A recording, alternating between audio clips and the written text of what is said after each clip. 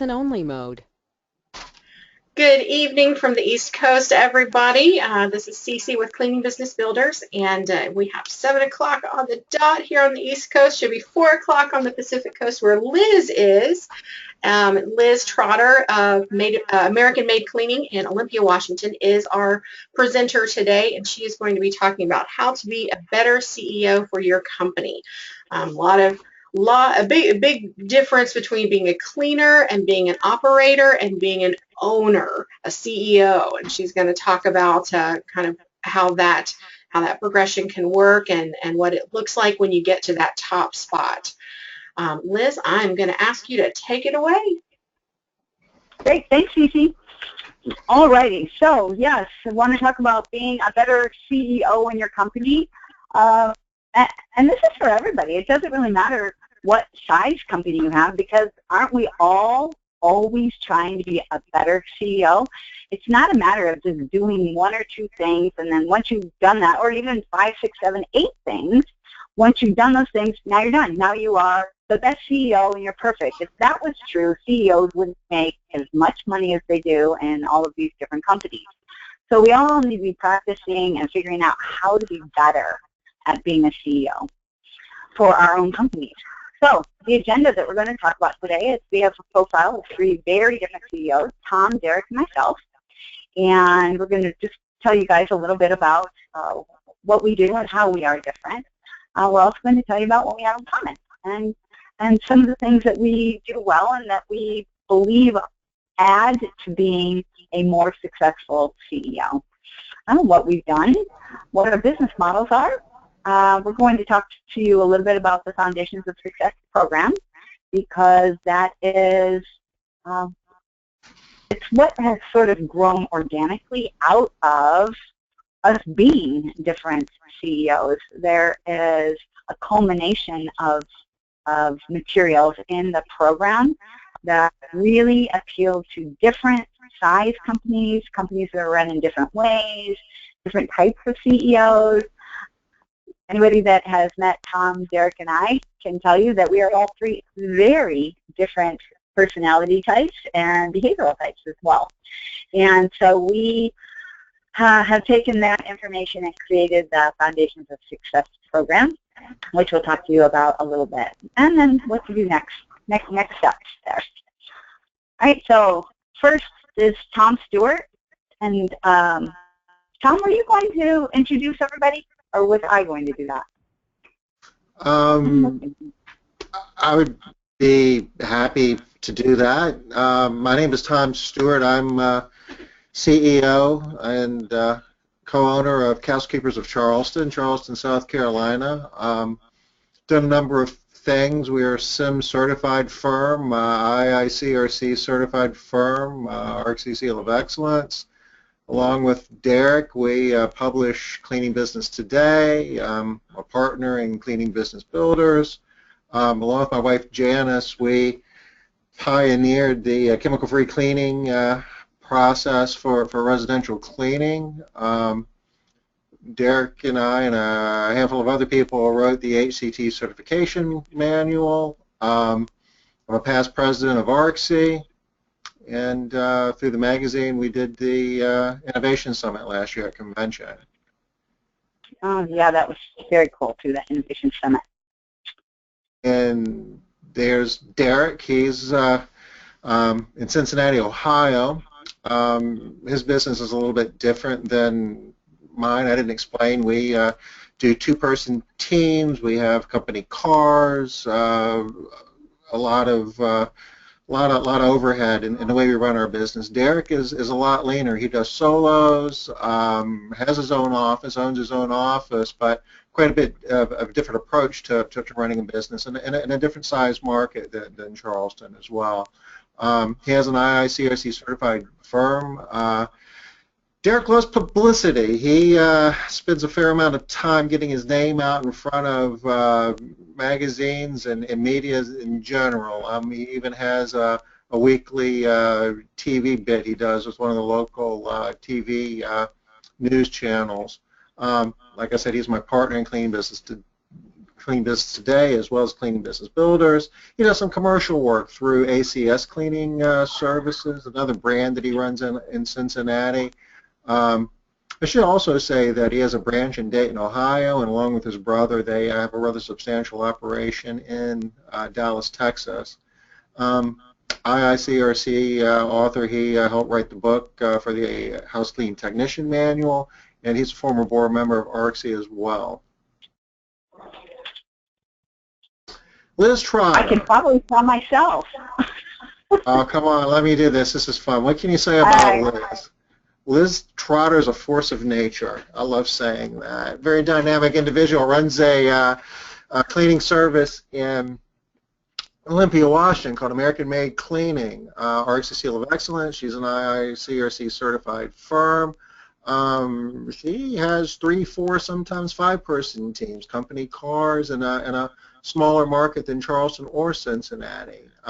She developed and basically produces the HiPEP employee engagement program. She is the inventor of a lot of other innovative tools for employee engagement and defining company culture, Made Money, core value cards, for example. She's a partner in Cleaning Business Builders. She writes a lot for the magazine, and she is a former board member of ARCSI as well.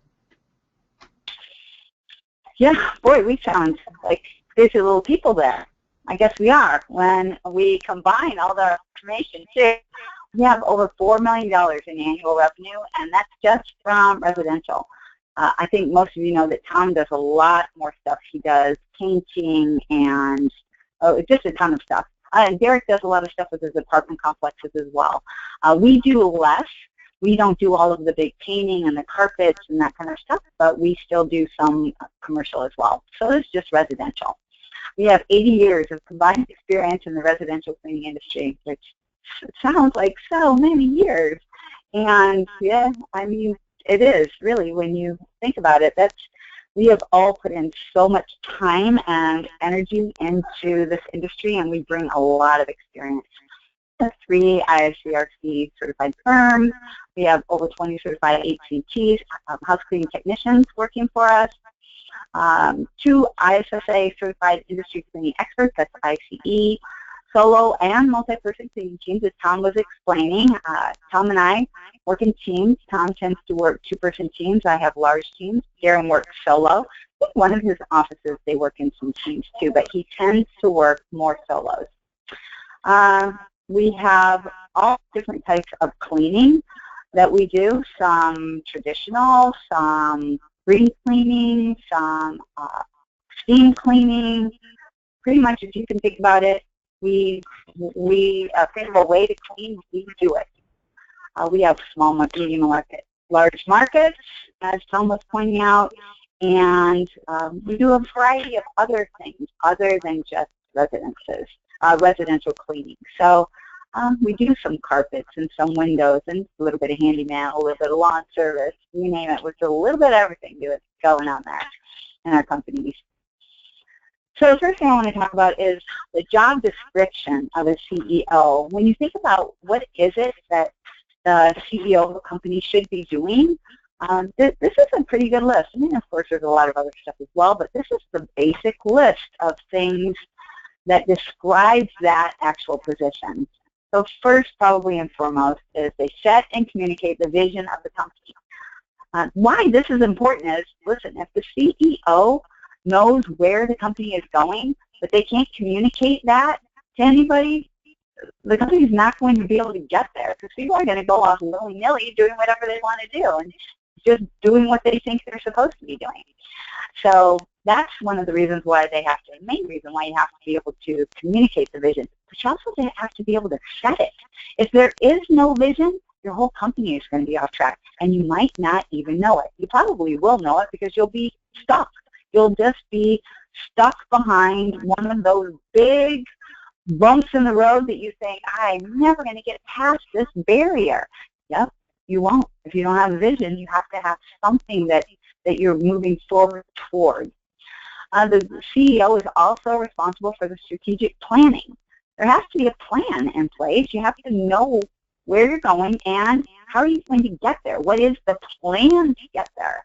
If you don't have a plan to get there, just like anything else that you want to do, you're not going to get it done. And if you do get it done somewhat well and you get it done at all, it won't be done very well. You might be able to get it done somewhat well, but not perfectly.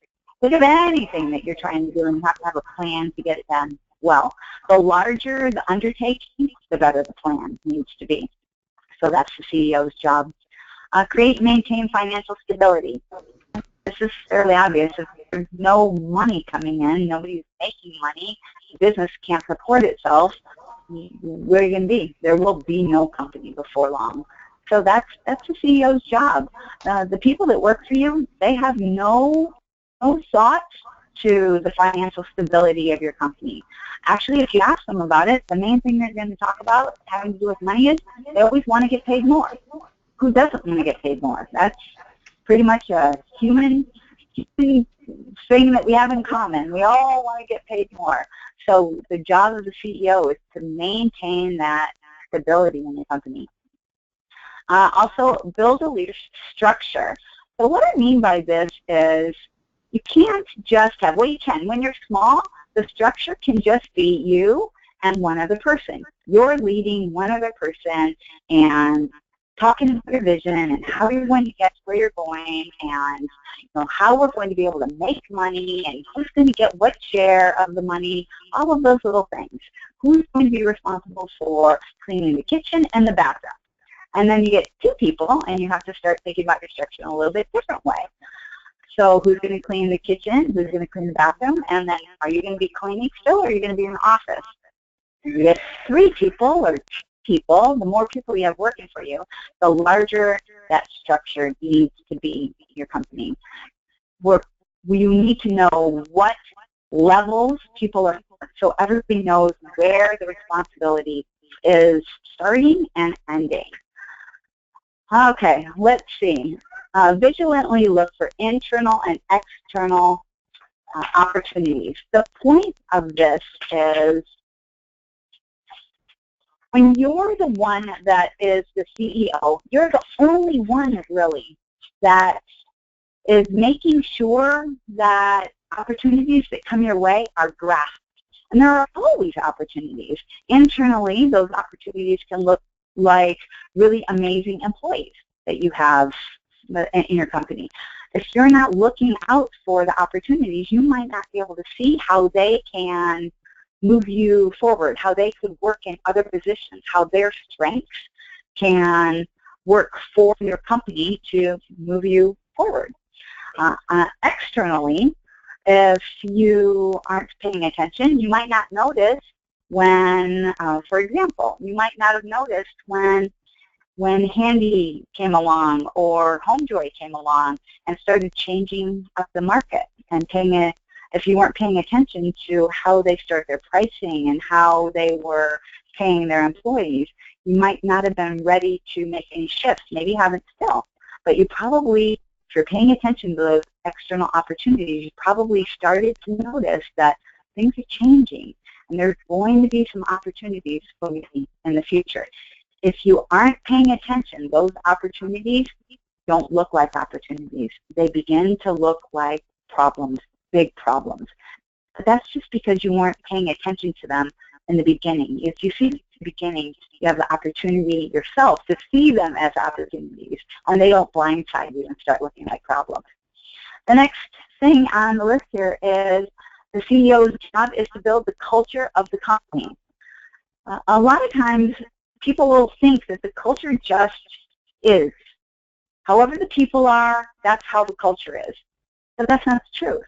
The culture needs to be created by the CEO, and it needs to be done intentionally.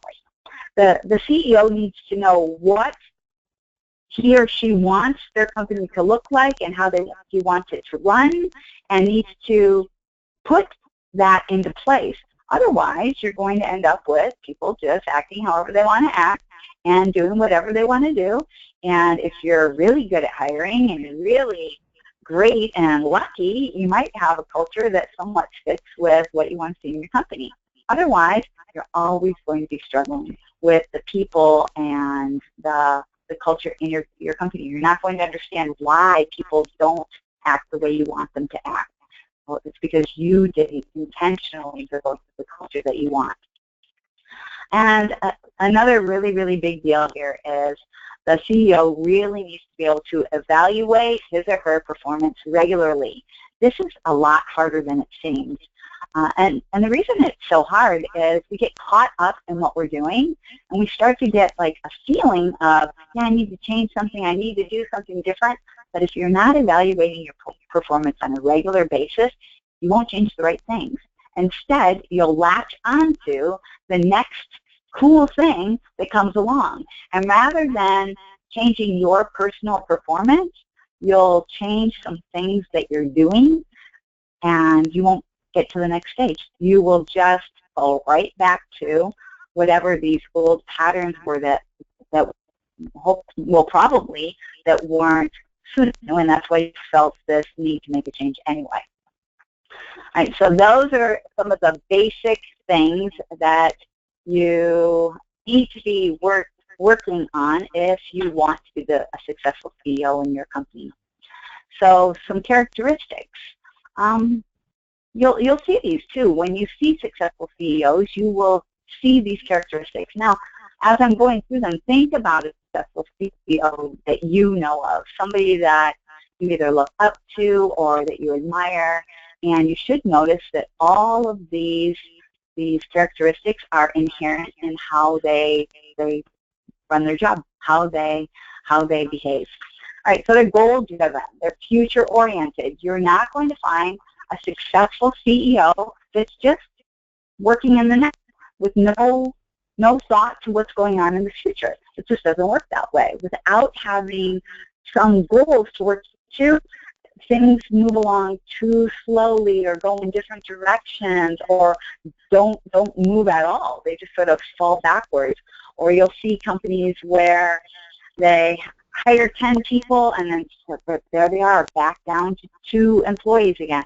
And then they're up, they have 8 employees and they're back down to 1 again. And then they've got 12 employees. It seems like they're going really, really well. And then what happened? Now they're talking about being back in the field and they've got 4 employees and they're barely wondering how they're going to make it. Goals keep that from happening, or at least much more. Another characteristic, this is one of Tom's favorites, that he has beat this one into me, and I love this one. Whenever I find myself fighting with myself in my brain, what should I do? Should I do this? Should I do that? I will just picture Tom, his mustached face telling me, Liz, successful CEO is prone to action, and just start taking action. Anything is better than nothing. Because once you get started, it's easy to shift course and change direction if you need to. But until you actually take action, you're not going anywhere. Nowhere at all. And somewhere is better than nowhere. All right, a risk taker. So successful CEOs take risks. Now, they're not going to be stupid risks. They're going to be well thought out, but they're willing to take risks. They know that they're going to have to do more than just play the safe route all the time. So it's a regular, normal characteristic of successful CEOs. They tend to also lead by example. They expect the people around them to act the way they're acting. They don't tell their people that you need to act this way, but I'm going to act this other way. Why? Because it doesn't work. And it's not effective. So they lead by example. They have strong delegation skills. This might be one of those areas where you struggle. You just want to do everything your way. Maybe you've been doing it for a long time your way, and it's easy for you. You can just jump in and do it. But truly, to be a success, you're going to have to delegate these tasks and some tasks to other people, and hopefully find people that have skills to do those things. If you try to do everything, you're going to cap out. You can only do so much, and then that's it. So if you want to have a very, very, you can be a successful CEO in a small company, that's fine. you're probably still going to have to delegate some things. Very, very, very few people are so well-rounded that they can do everything as evenly well. It's just not normal. All right, so next thing, team builder and a supporter. If you want to have a large company or even a bigger company, a company that is not just a job, then you're going to have people around you that are wanting to work for you and wanting to work with you. If you can't build a team, you can't support other people, those people are going to come in and go out, and you're always going to struggle with your workforce. You need to be able to build teams and be supportive. They have a passion for improvement. They never see what is today as good enough. I feel like this one is another one. They feel so obvious, sometimes they're hard to even talk about because it's just so obvious. You can't just keep doing the same thing that you've always done. You're not going to go anywhere. That's not how people get better, businesses get better. That's not how they grow. If you just keep doing what you've always done, you're just going to keep on getting what you've always got. It's a famous saying. So to be able to move forward, you're going to have to improve. And the reason why it says a passion for improvement is they don't have to force themselves to do it. They want to do it. They can't wait to improve on everything that's going on right now. They see problems as opportunities to improve their company and to actually get bigger and better and make a real impact. So having that passion is really, really a big piece of it.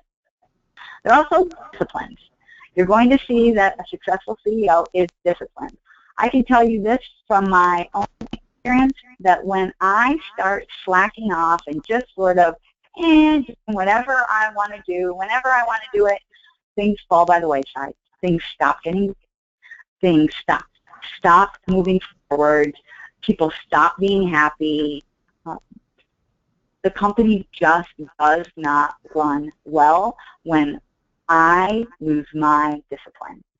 So that's an area I have to work on. It's one of the habits I have to keep at the front of my thinking. I have to remember to stay on track, and I have to have really good systems in place so that I don't just run off and start chasing bright, shiny objects as I want to do. All right, confident also. Successful CEOs are confident. Sometimes this can look like arrogance.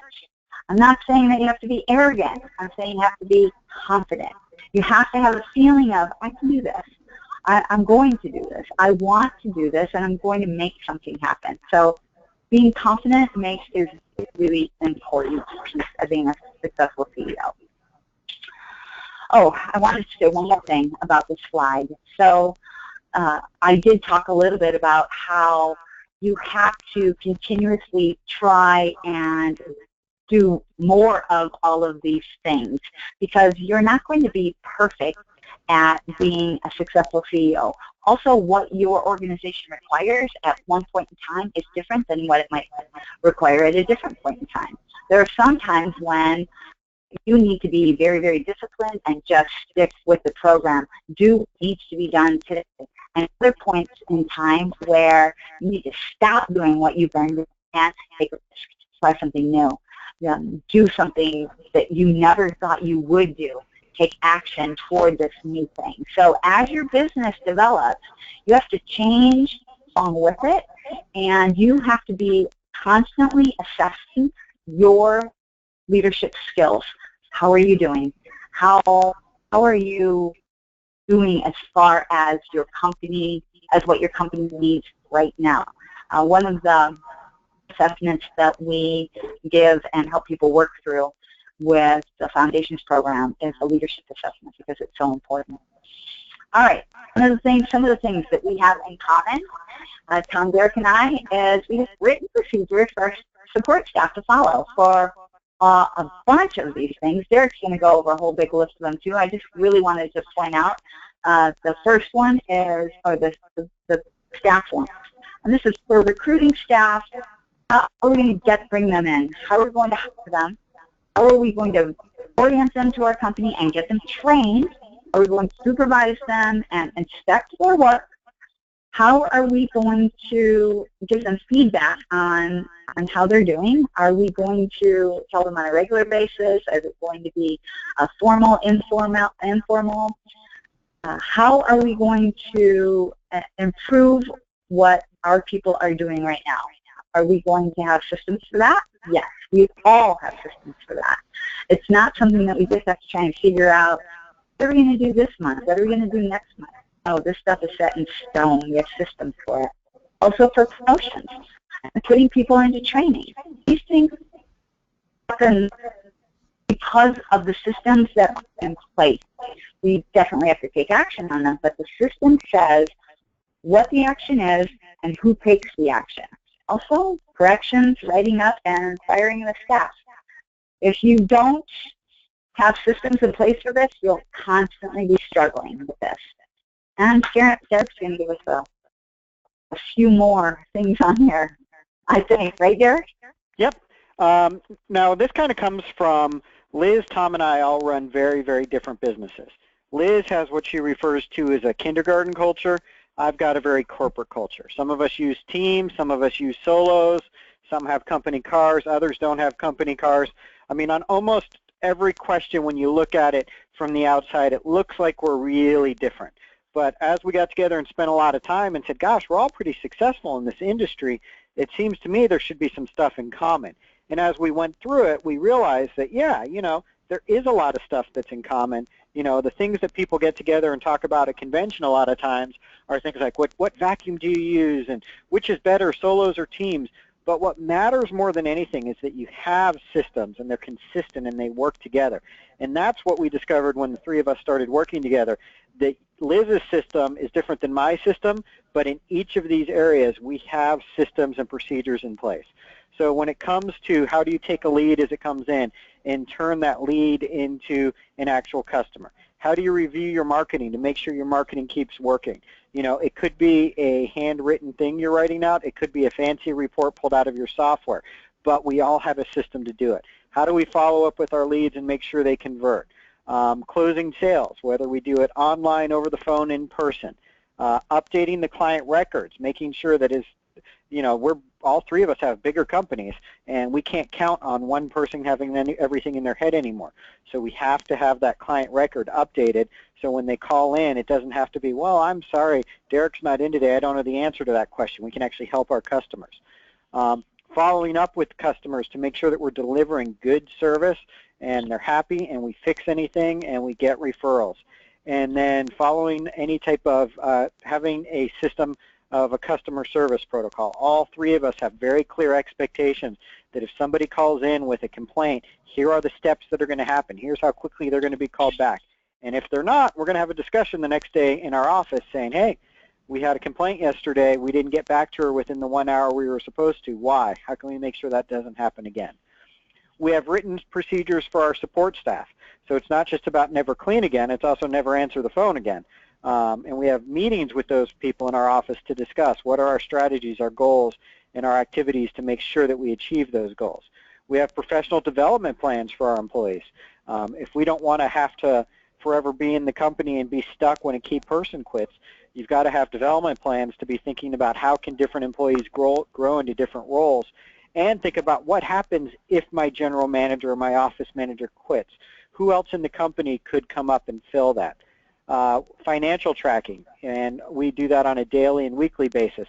And I typically am not in the office that much anymore, but I get a text almost every single day telling me how much money we put in the bank, how many new sales we made.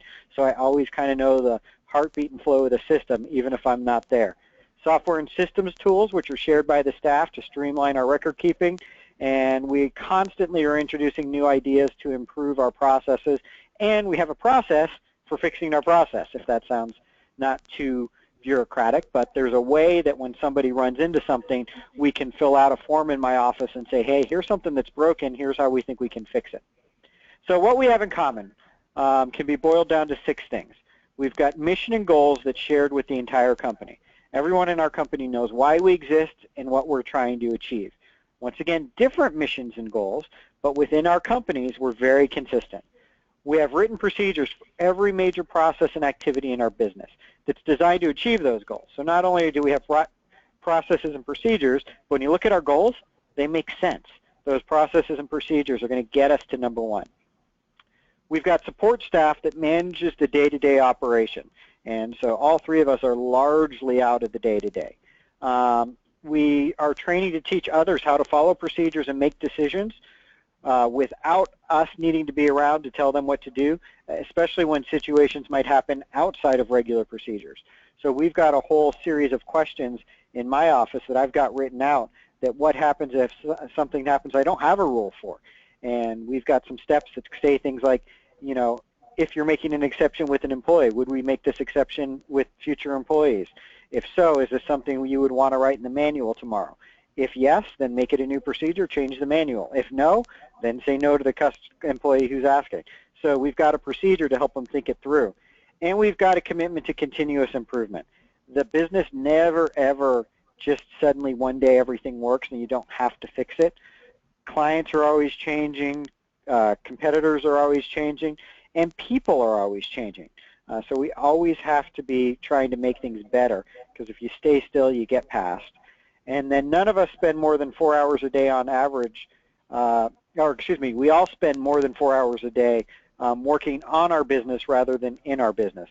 And what we mean by that is we spend more than 4 hours a day doing things other than answering the phone or talking to clients or running payroll and things like that. We spend time thinking about questions like, how can I put a new employee retention system in place? How can I tweak my margin to get an extra 2% to the bottom line? We spend time looking at the big picture and setting longer-term goals and objections for the company.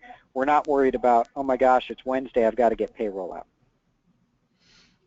And we look at our cleaning businesses. There's a lot of activity going on day to day, and it can be overwhelming at times. And one of the I guess concepts that we promote is process-driven management. And you start by taking the various processes that are necessary to run your business. If you think about it and line them up and break it down, it starts to become a lot more logical and easier to get your arms around.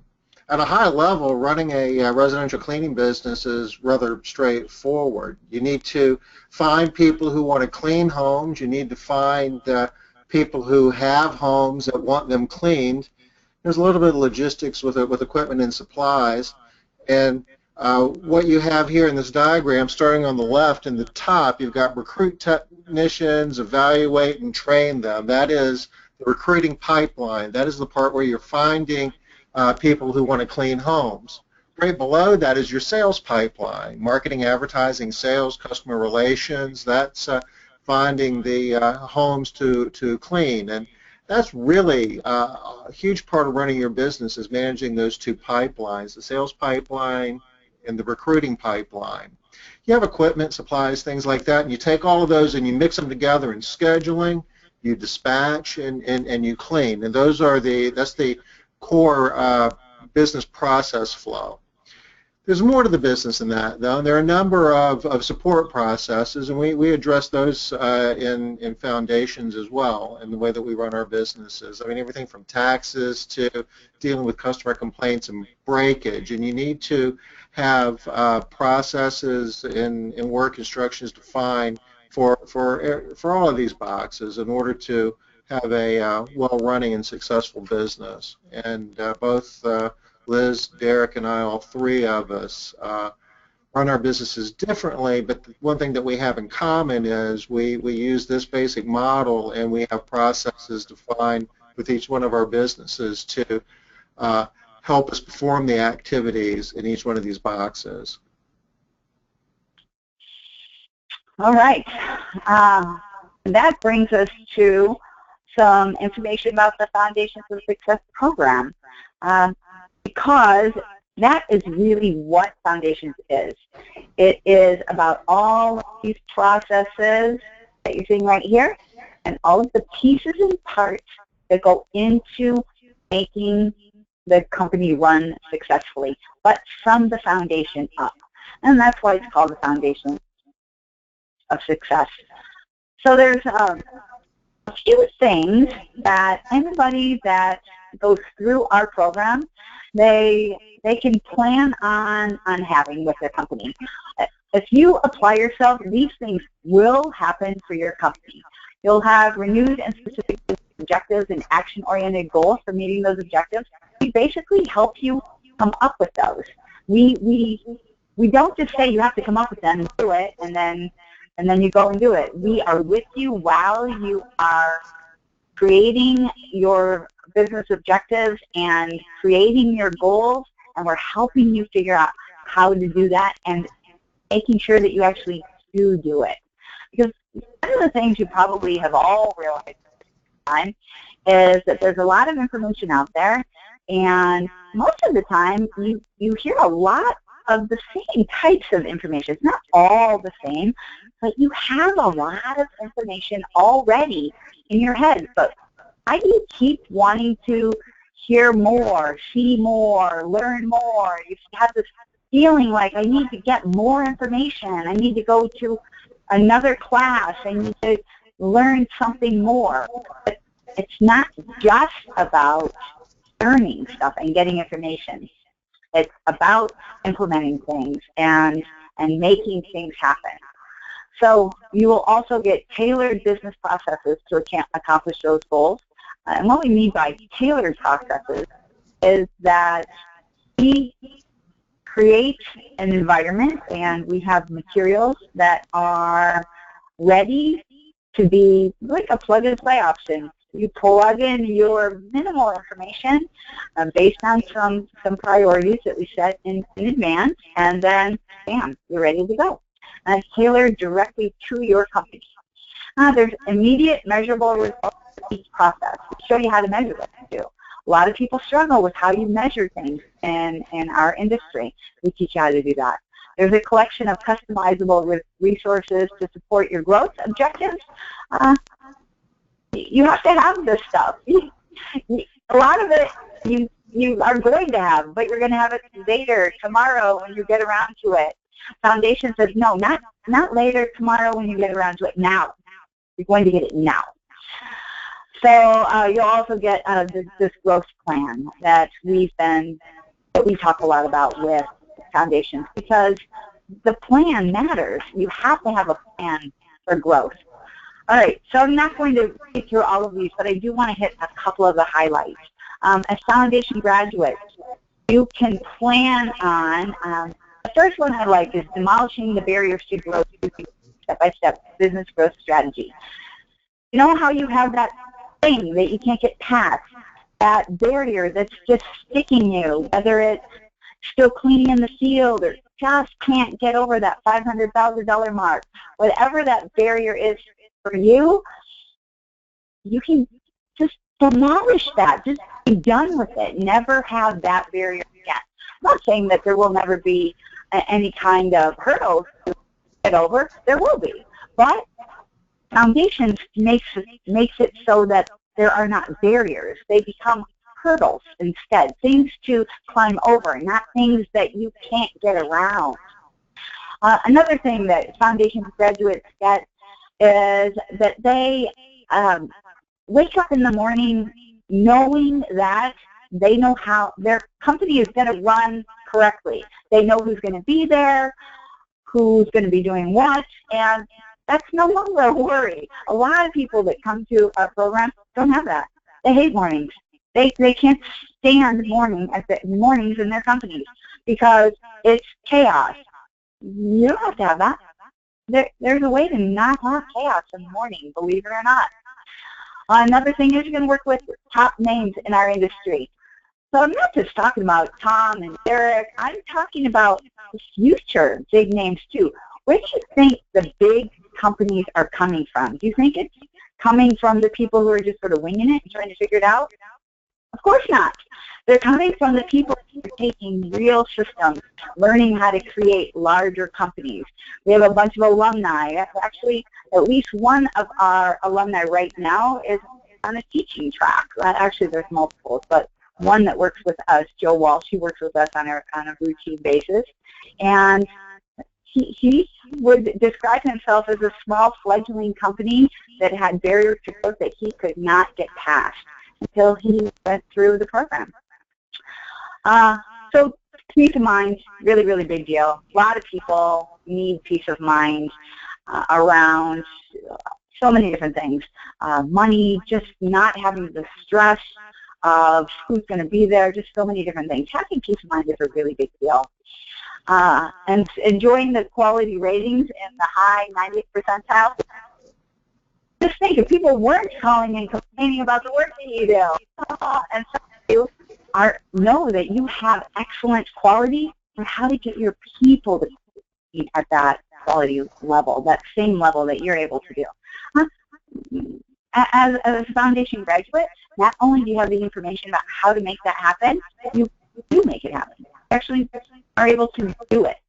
So probably the biggest thing is, a lot of times people hear about the Foundations program in its current model as being a week long. I hear people talking about the Jumpstart portion, which I'll be talking about in just a minute, the Jumpstart portion of the program. But it's actually a year-long program, which I think a lot of people fail to recognize the significance of being in a program for an entire year. This isn't some little thing that you're going to do, and it's just some little thing that you're going to learn, and some little thing that somebody's going to give you, and then you're going to go off. That's not what this program is. The Foundations of Success program is designed to get you to rebuild your company based on what is important to you and what matters to you and what makes sense for you and your company from the ground up, using materials that are proven to move you forward.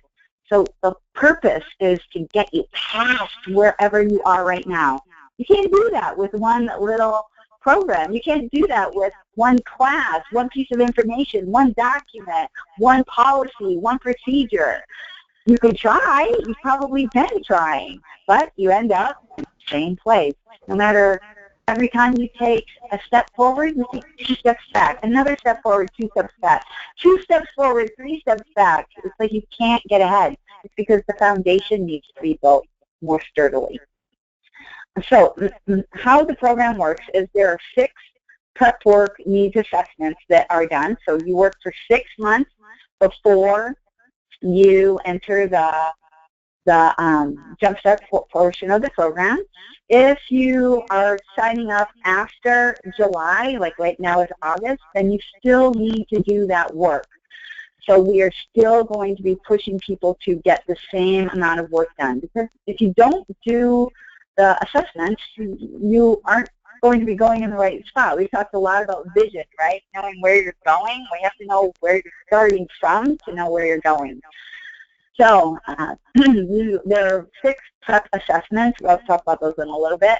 And one of the big things about this is learning how to measure yourself, your leadership, and where your business sits today to be able to move forward. The prep work, this is how it's laid out. In July, there's a DISC leadership assessment with, and then an hour consultation with me.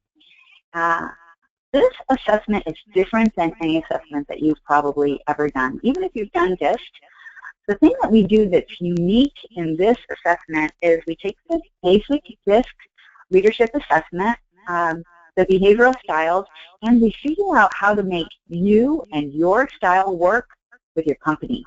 So it's tailored to your exact company. Again, everything in Foundations is tailored to your company. It's not just something that you can just take and somebody else's idea and then put it in your company. No, it has to be created specifically for your company. So I say it's plug and play, but the piece that's being plugged in is you, your criteria. What's important to you, the things that matter in your company. That's the plug-in part that you have to do. And that's what we do with the DISC leadership assessment is we take your behaviors, your personality style, figure out how to make you work better in your company in specific areas. It takes a good hour to go through that, but it's an assessment that you'll keep for your lifetime. Excuse me. In August, we go through a business needs assessment. September, there's a leadership habits assessment. We talked about that a little bit earlier. October, financial and operational data for your KPIs. There's also a dinner and class at the RC convention. We'll talk a little bit about that more in a few minutes. Business stage of growth assessment. Find out where you are now and where you're going. How are you going to get there? What are the stages, and how do you know where you are right now? How do you even So that's one of the assessments you have to figure out. And in December, we have secret shopping of your competition, which is really, really fun. It's a new thing that we're adding. We just recently added. We're really excited about. After the 6 months of work, which sometimes has collapsed into a shorter amount of time frame, we still have to get that work done now. We have the week-long Jumpstart experience.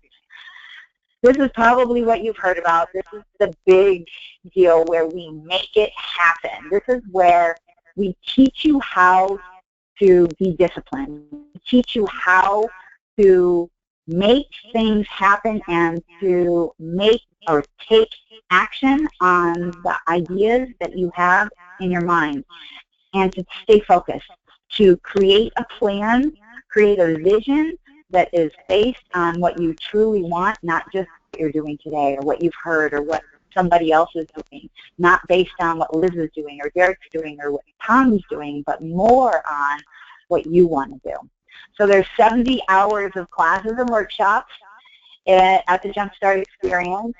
These are full-day events, and even when you're done with a day with classes, you are still, well, with a little bit later too, you're still going to be in a situation where you're talking and hashing over all of the information that you've gotten all day long. We will talk a little bit more about that. Included in the Jumpstart Experience is a full day on-site at Castle Keepers of Charleston. If you haven't been there, it's an experience that you don't want to miss. 10,000 square foot building. Tom has, I don't remember how many cars. Tom, can you tell us how many cars you have right now? Over 30. Over 30 vehicles. It's just driving up to Castle Keepers is an impressive experience. It gives you a feeling of, okay, now I understand how things can look, what they can be like. You learn so much from the on-site visit at Castle Keepers that you can take back, but we don't like to take it back Tom's way. We make it take it back in your way. Incorporate what you learn into your theory of what you want for your vision. But you will leave the Jumpstart Experience with over 20 completed tasks. That means that you'll have 20 things ready to go, whether that is a completed training manual or a safety manual, or you have your customer service projects completely created. I don't know what it will be for your company because it will matter where you are in your company and what you need moving forward, but you will have over 20 completed tasks. It is very, very intensive. It's ridiculous quantities of work, and you have to be prepared to work hard and put in the effort. If you don't put in the effort, you're not going to get the results. But if you put in the effort, you will get the payoff. 6 more months after that of ongoing support. You get an accountability partner based on your DISC assessment, who you are, what you need, and we help you get started with that. You also get 6 months of private coaching with your primary coach. So it'll either be Derek, Tom, myself, or Joe Walsh.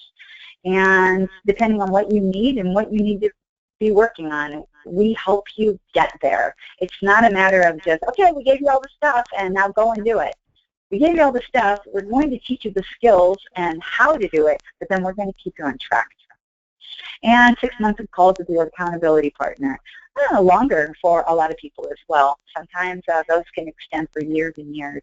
You also get membership into our private Facebook group where we support each other and share things that we do. And as we create systems and ideas, everything gets shared in that group. It's really, really valuable. So that's a $2,500 value there. Some of the things that you learn. our strategy and planning, human resources, personnel, all of the things that are listed on this page. Just the PowerPoints themselves fill this binder that you see in this picture. It's a 3-inch 3-ring binder. It is completely filled just with the PowerPoints, with all of the 2,000 pages of policies, manuals, forms, and everything else that you would have. If you were to print everything out, we don't recommend that, obviously. It would fill over binders. This is a huge amount of information that we're going to be giving you and that you're going to take away. This is the schedule. July, the DISC leadership assessment, we talked about July through December pretty well. And June through 16, it's just showing how, January through June, of 2016, we show the different things that you're going to be doing. The Jumpstart experience. One thing that was really cool about the Jumpstart experience in January, we have done it in twice a year, in the middle of the year as well. The January experience, for me, I love, because it's just the way my brain works. I want to be able to figure out how I'm going to jumpstart this whole year. Jumpstart the year of 2016. Go into it with that plan. So for me, this is a really, really impactful time to jumpstart, because it just speaks to the way I'm made. Not everybody's made this way, but some of us are, and I'm one of those. Program features: free access to CVB products while you're in Foundations, the HiPEP management training series, the daily engagement videos, team builder activities, to the 12-pack. You probably don't know what all of these are, and I don't have time to tell you what they all are.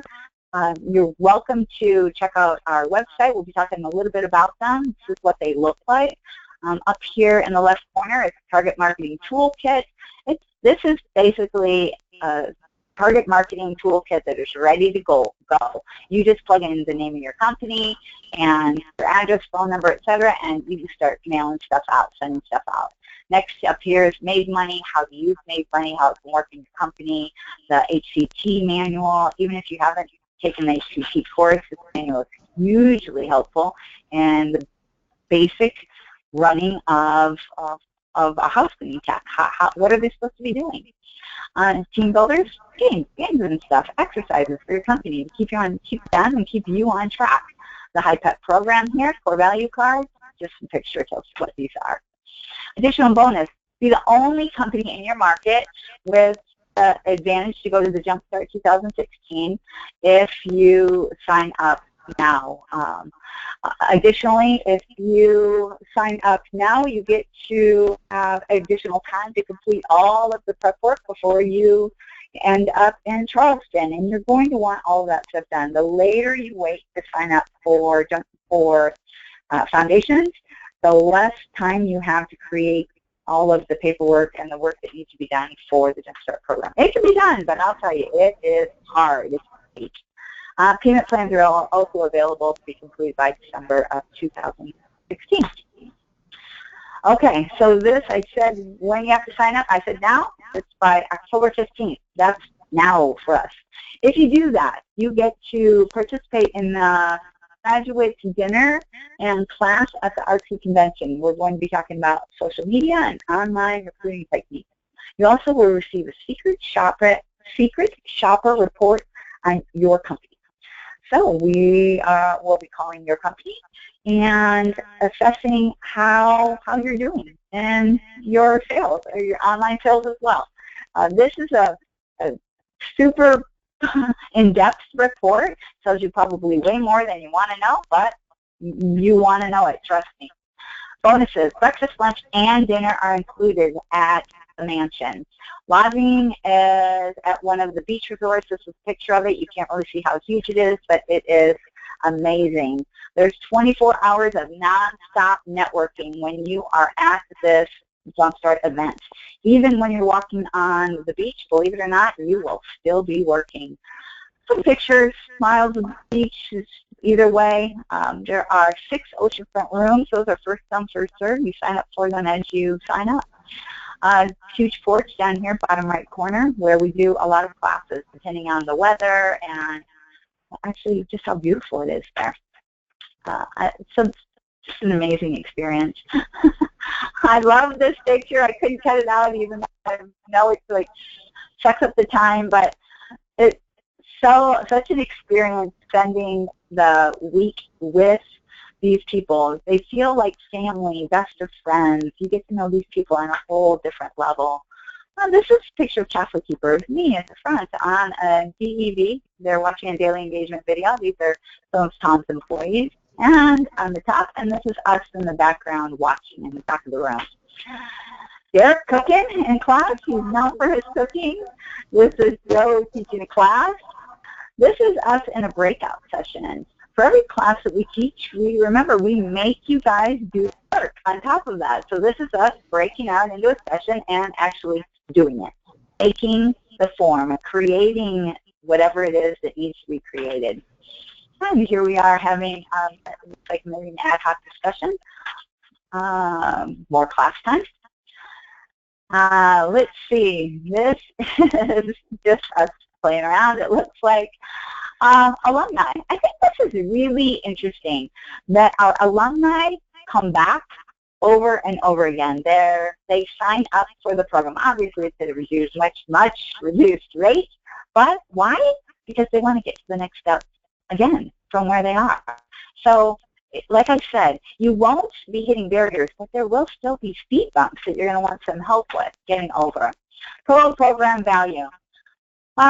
This slide has the savings in yellow of 81%, and I turned it red because I'm like, that is just ridiculous. 81% savings. Where do you ever see that? You don't. The total value of this program is legitimately almost $42,000. The cost is $79.95. You just can't find deals like this anywhere. And I mean, it's not something that we can always do, but while we can, we are. $79.95. We have different payment plans that you can check out. The biggest thing that I want to point out about getting signed up and signing up now is that you lock out local competitors. I believe this is true, every version of Foundations, we have had to lock out at least one other company that they couldn't get in because somebody else took their spot. So that is hugely, hugely valuable. Sign up again by October 15th. If it sounds interesting, here's our phone number, 843-569-4686. Or you can get a free consultation. You can head to our website, cleanbusinessbuilders.com, and you can get a consultation from one or any of us, whoever you want. You can also register with a deposit today in the store. Easy registering in the store. Here are our phone numbers. Derek, Tom, Liz, myself, obviously, and then Cece. Cece handles everything for us, so feel free to contact her. Sorry that I'm zooming through these, you guys, but you know me, I talk a lot. I'm not going to hit question and answers, even though I know there are going to be some. I'm going to zoom through just a few things. These are some of the things that you're going to learn. Business strategy, employee life cycle, the sales procedure, the cleaning procedures, operations, marketing. These are some of the things that you're going to go home with, complete, ready to go, that will be finished and you will just implement when you get home. Failure to implement, number one reason any business investment fails. And if you make a real commitment to building your business, we will too. I have how many different, so I think there are over 30 slides of things that you actually get in this program. So I obviously can't go through all of them. Client relations, cleaning procedures, cleaning tools, workloading, marketing, Google AdWords, social media, and then the plans. Obviously a really, really big deal. Plans to get all done. Actually, this will be 2016. You'll get a business plan. You'll create, actually, a business plan. You'll create marketing plans. You'll create your SEO calendar, and you'll create an action and implementation plan that we will help you stay on track with. All right. Cece's going to be mad at me because it's 5 o'clock straight up, and I'm supposed to ask for questions. I'm going to do it real quick. Sorry, Cece. Yep, we definitely have questions. I'm sorry. No worries. Okay, so I'm gonna start with Jorge. How do the three of you get to manage your time to work on, and he puts that in all caps, so you heard that emphasis, Derek, when you were talking about it, to work on your business? What system do you have in place to get the time to do that? He expresses, in my case, sometimes I get home and I feel I haven't been productive at all, and some days it's just the opposite. He's looking for help getting that consistency so that he can work on his business instead of in his business. How do you guys do that? So I'm going to tell you first, Jorge, before I let everybody answer. This is not really a quick answer. It is something that you're going to have to retrain yourself. You have bad habits and bad patterns right now. You already know that. Part of what we're going to be working with you on in the Jumpstart program, and actually the whole foundation program, is rewiring your leadership behaviors, your habits, so that you are working on the right things at the right time in the right way. So go ahead, guys. Did you guys want to give some specific advice? Well, Eric, Tom? for us, we were talking about the process flow earlier, and if you have the processes defined in, I guess, another level of detail, procedures and things that we call work instructions, and then as Liz was talking about putting together, building a team, one of the main responsibilities of a CEO, you put a team together to perform the activities in each one of those processes, and if you do that right, before you know it, you've kind of worked yourself out of a job. You've got other people doing things that would normally be sucking up your time working in your business. So it's a matter of putting the processes in place and putting a team together to own those processes. And this is Derek. I find a certain amount of physical separation helps. I have a Cape Cod that we operate our business out of, so I am in the second story, nowhere near anyone else. I don't even have a phone, so if you call my office and try to reach me, they almost always take a message, not because I'm not there, but because they can't transfer me a call. They need to IM me. So-and-so called, call them back. One day a week, I don't go into the office at all. Tuesdays, I don't go into the office. That's the day where I want to be completely removed from everything. Because there's certain phrases that when I hear, I know will suck me into the business. If I'm in the office and I hear someone say, oh, I'm so sorry, that cleaning didn't go, next thing I know, I start asking questions. Who was that? What happened? How are we handling that? And me personally, I need that that space separation.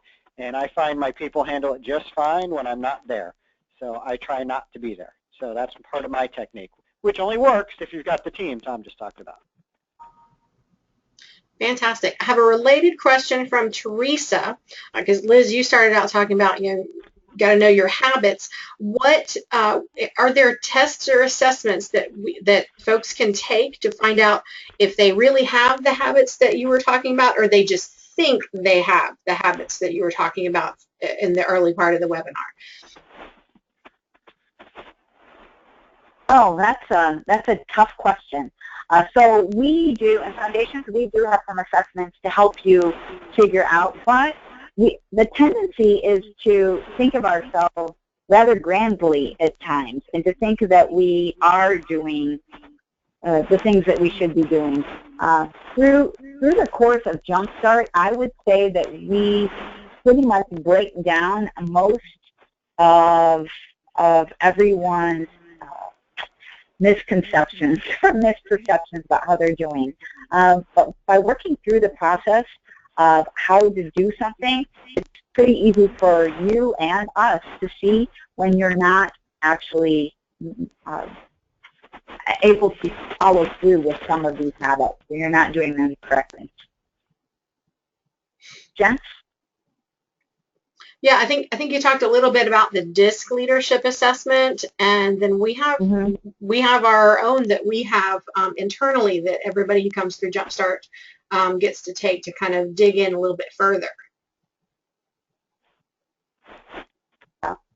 There are a lot of there are a lot of little assessments that you can find in different leadership books too that will help you identify. Like one of the assessments that we give is we give you the assessment, and then the next stage, more information, and then there's another stage. So it's the stages of growth, and you might think that you're in stage 3, but if there are any things that you're not doing in stage 2, then any habits you're not doing, any behaviors that you're not doing in stage 2, you might think that you're in stage 3, but in reality you're not. So it's another way to sort of break through our natural tendency to think of ourselves as doing stuff that we might not be doing as consistently as we should be. There are a number of assessments we use throughout, and demand your own businesses as well as within foundations. And we do have an assessment that we've developed ourselves that I guess it has a number of questions that help point out gaps you might have in your leadership style, and they're tied into leadership habits. So to answer the question, yeah, I think that's probably the most direct assessment we have that would tie back into habits, specifically as it pertains to being a leader. That's great. So I'm going to move on to some of the questions because I know I'm sure we're going to start losing folks who have other commitments. George asks, and I love this question. I think they're all tough questions, but George asks, what is the difference between strategic planning and setting goals? Because you focused on strategic planning as one of the CEO definitions, and then you had setting goals in the characteristics, and you want to know the difference between those. I'll take a shot at that. I mean, setting goals is part of a strategic plan, but a strategic plan also contains how you're going to get there. I'm going to probably mutilate the quote. Liz will probably correct me, but there's something along the lines of, a goal without a plan is just a dream. So your strategic plan is going to say, my goal is to get the company this size. The strategic plan is going to say, these are the things I'm going to do. This is when I'm going to do it. These are the resources I need. These are the people I'm going to assign. And this is what I'm going to do if I miss any of these things to get me back on that plan. So goal setting is part of it, but it's maybe 10% of it. Strategic plan is a whole lot broader. It's more encompassing. It's the overall roadmap for your business, and there are multiple goals that you're setting. And we talk about SMART goals as part of our foundations program, that they need to be specific and measurable and attainable and relevant and time bound. So there's a lot to setting goals, and you set goals, they're a component of your overall strategic plan. Fantastic. Well, I'll let everybody who's on the line with us know that you've just gotten a taste of what we call on the spot, where at each night of Jumpstart, everybody gets together and they can fire questions at the coaches, and they each get 1 minute to give their answer. So, we could have 20 questions, and that ends up with, what is that, 60? I don't do math without spreadsheets. 60 answers. I'm always math challenged. So that's one of the reasons we love to take questions live on our webinars. As I mentioned, we have gone a bit over time. We certainly appreciate you staying with us and waiting for those questions, because we go right to the end of things. As Liz mentioned, Liz, if you'll flip through to the contact information slide, that's usually the one that most people are looking for right at the end to grab phone numbers. Please feel free to. I put too many pictures in here for you. I'm sorry. I like pictures. So please feel free to get in touch with us. I have recorded all of your questions, so if there is something that we have not gotten to, I know we had a little bit of interference from Liz's end from her phone, and some people noted that. I will tell you that the recording is clear. I have not been able to hear it, so I can confirm the recording is clear. So if you need to go back and catch anything, we will have that on our YouTube channel by tomorrow morning at the latest. There's a little bit of rendering to get done. And we look forward to seeing you guys. We are going to be back here next month, back to our third Thursday schedule. We've been on Wednesdays this month. We're back to our third Thursday scheduled next month. So we look forward to seeing you then. We are also going to be at the ARCSI Convention and the ISSA Trade Show and offering complimentary consultations. So please look for that information as well. You can sign up right online and pick your coach and pick your topic and pick your time you want to talk to them, and you'll get an email confirming everything. So we certainly look forward to seeing you online next month and hopefully in Las Vegas in October for an exciting time. Thank you all for being with us. Thank you, Liz, Derek, and Tom also for a wonderful presentation, and we'll see you again soon. Good night, everybody. Good night. Thanks, Cece.